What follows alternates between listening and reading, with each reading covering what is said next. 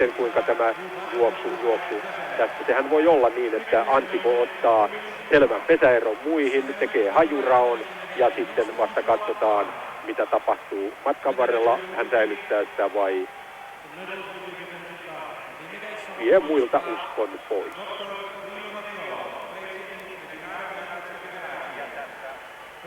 (2:39 oli kilometrin väliaika.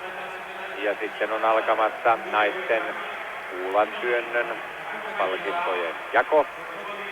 Ja siellä on palkintoja jakamassa kansainvälisen yleisurheiluliiton presidentti, tohtori Primo Neviolo Italia, ja hänen vierellään Euroopan yleisurheiluliiton presidentti Karl Olof Homé Suomi.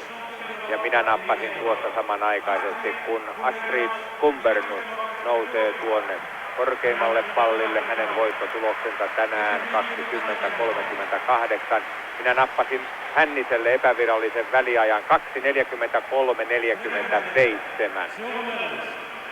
Ja tuo 2:39 hän on niin hurjaa vauhtia, että jos sitä Antimo jatkaisi, niin se olisi siinä 26:30, eli puoli minuuttia alle maailman ennätyksen. Natalia Lisovskaja hopeaa 20:06. Tämän hän työnsi kolmannellaan. Ja DDR:n menestyksen täydentää sitten Katrin Nainke. Pronssimitali hänelle, 19:96 kantoi hänen työntönsä. Sekin tulos syntyi viimeisellä työnnöllä. Nainke oli Soulissa hopealla, samoin MM Roomassa, joten mikään turha tyttö ei hänkään ole.